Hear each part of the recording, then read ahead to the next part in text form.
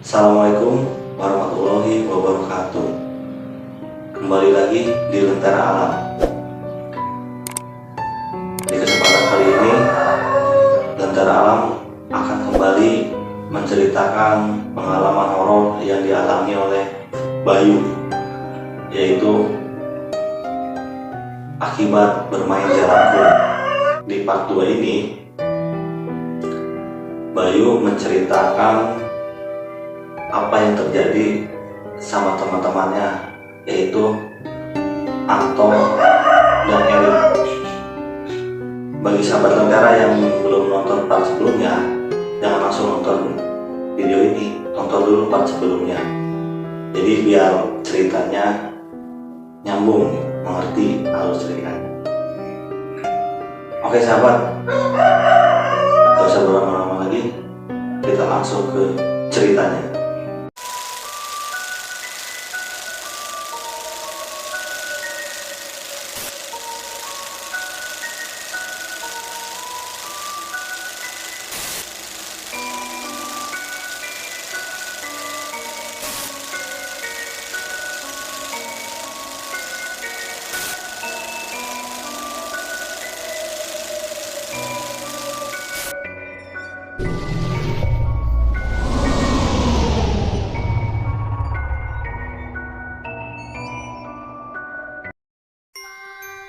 Jadi si Bayu ini setelah 2 hari mengalami sakit akibat gangguan dari makhluk gaib itu, Bayu kembali bersekolah.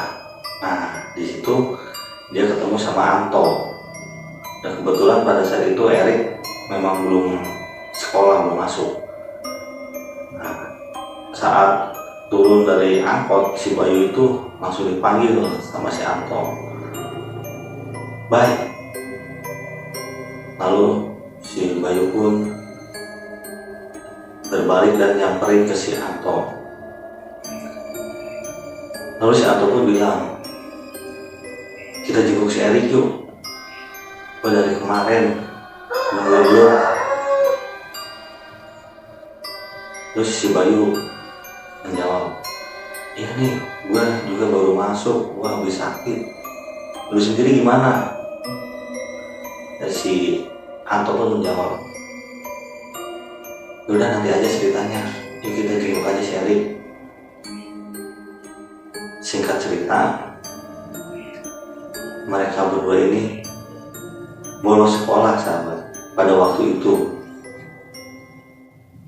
karena niatnya mereka berdua ini menjenguk si Erik yang masih dirawat di rumah sakit karena Erik mengalami kecelakaan. Kondisinya sudah membaik sih, tapi belum pulih 100%. Akhirnya tibalah Bayu dan Anto ini di rumah sakit, di mana si Erik ini dirawat. Lalu si Anto tuh mengajak Bayu ke ruang tunggu, ya keluar ke kantin sambil ngopi. Kondisinya pada saat itu memang lagi sepi karena masih pagi juga.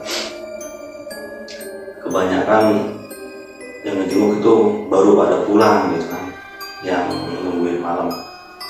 Akhirnya mereka pun bercerita lah apa yang terjadi.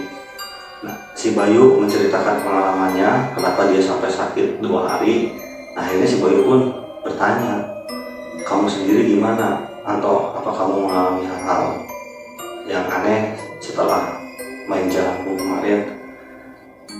Nah, akhirnya si Anto pun bercerita, setelah pulang dari sekolah, malamnya itu si Erik itu nyamper ke rumah Anto, karena memang rumah Erik sama Anto itu berdekatan, hanya terpisah oleh kali.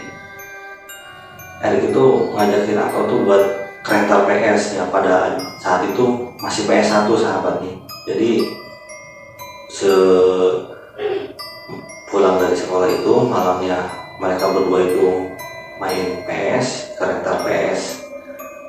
Nah, selepas pulang dari PS sekitar jam 10, di situ Anto tuh menyarankan ke si Erik, bro, kamu nginep aja di sini. Tuh di sana tuh udah gelap kalau lewat jembatan. Karena memang nyebrang kali gitu kan, kali yang lumayan cukup lebar. Bang gak takut? Lah udah biasa, jawab si Eri. Kita kan tiap malam keluar terus main.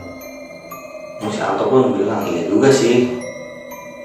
Akhirnya setelah si Anto masuk ke rumahnya, Eri pun cabut pulang ke rumah. Nah di situ Anto belum tahu kondisi si Eri gimana.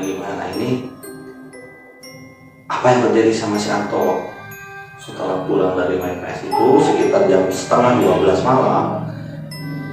Dia tuh gak bisa tidur sahabat, jadi gelisah, badannya seperti ketindihan. Kalau kata orang Sunda sih keerep-erep gitu. Tiba-tiba bangun. Nah di saat bangun itu kaca jendelanya itu seperti ada yang mencakar.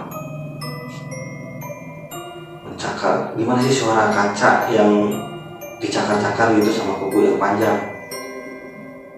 Di situ si Anto udah keringat dingin sahabat.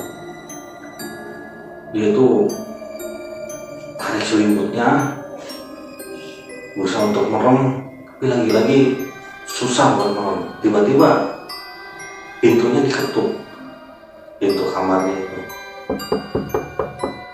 Atau pikirkan itu ibunya atau siapa, atau sedikit tenang pada saat ada yang ketuk itu. Mungkin ibunya khawatir gitu kan, karena dengan anaknya gelisah-gelisah gitu. Begitu dibuka, nah si Anto ini kaget karena gak ada siapa-siapa. Makin jadilah dia kan, langsung banting pintu, masuk lagi ke kamar, tutup pakai selimut. Tapi tiba-tiba itu di depan matanya si Anto ini melihat sosok pocong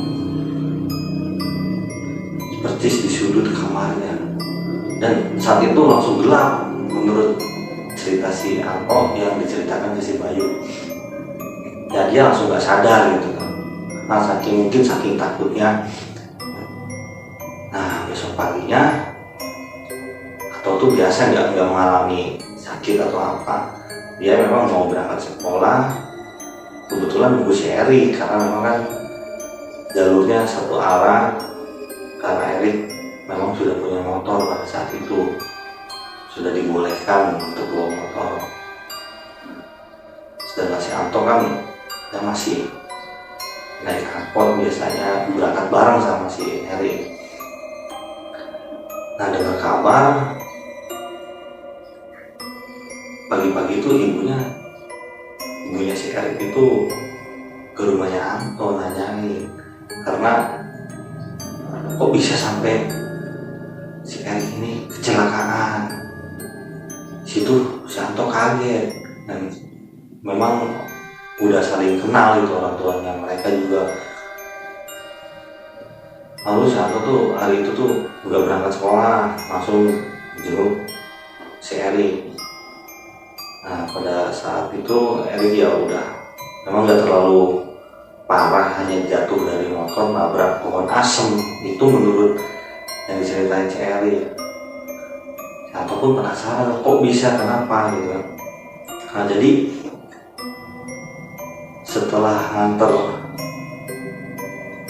si Anto, Erik ini jalan seperti biasa. Dia itu memang agak sedikit ngebut karena takut. Tiba-tiba dia tuh melihat seperti ada cewek gitu ngelabain tangan. Cewek cantik sih kalau menurut ceritanya. Pas mau sampai jembatan itu, akhirnya Erik pun berhenti.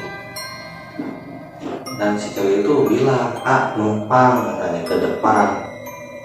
Takut aku sendirian. Emang pada saat itu kondisi jalanan zaman itu masih sepi.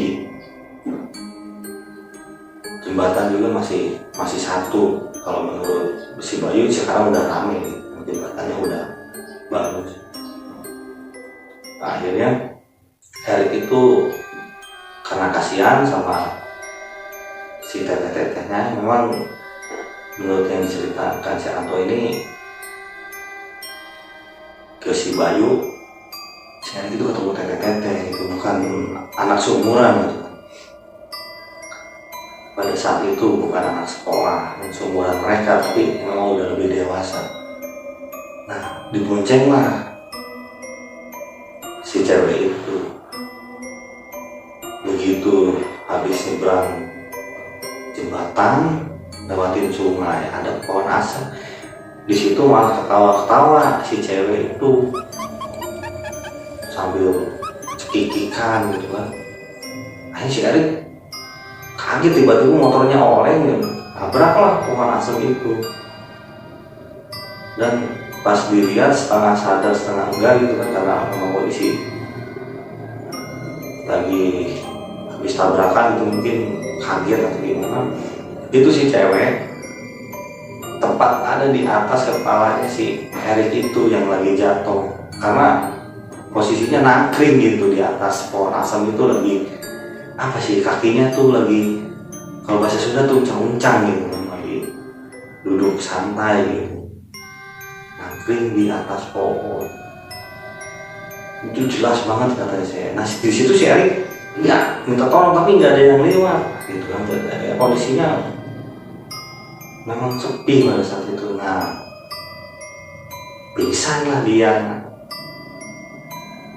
Pagi-pagi baru ditemuin sama orang yang mau ke sawah gitu, karena kondisinya setelah jembatan itu ke bawah itu perkampungan gitu kan, tapi ada pohon asem di situ. Si Erik itu nyungsep di pohon asem itu, menurut Bayu kan ceritanya. Pada kondisi seperti itu si Erik pingsan, pagi-pagi baru diketemuin sama warga, karena kondisinya ya cukup lumayan sih, kakinya terkilir karena tertindih motor, badannya juga lecet. Nah disitu barulah si Anto itu sadar, mungkin ini akibatnya kemarin kita main jelangkung. Pas di kantin itu cerita ke si Bayu, lalu si Bayu tanya, kamu tapi nggak kenapa-napa kan, udah sampai sakit? Si Anto pun bilang, ya alhamdulillah, hanya didatengin pocong doang kan. Terus malam-malam berikutnya Anto itu gak diganggu, hanya itu doang gitu kan, datengin pocong doang hanya satu malam. Jadi si Erik sempat beberapa kali diganggu di rumah sakit.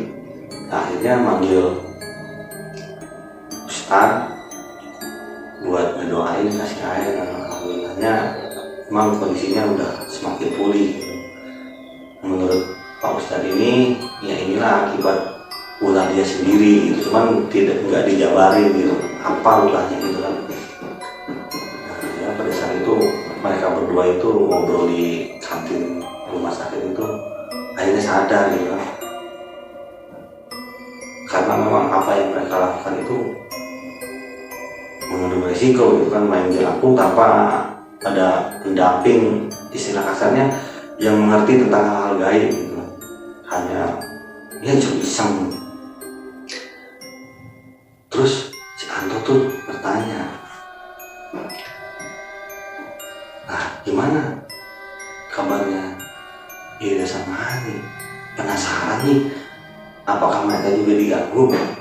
Begitu juga Bayu menjawab, iya ya, tadi juga aku kan belum sempat masuk ke ruang kelas. Tapi si Anto ini bilang, ya udah nanti besok kita tanyain aja, siapa tahu mereka punya pengalaman yang sama juga. Penasaran bagaimana pengalaman Ida dan Hani?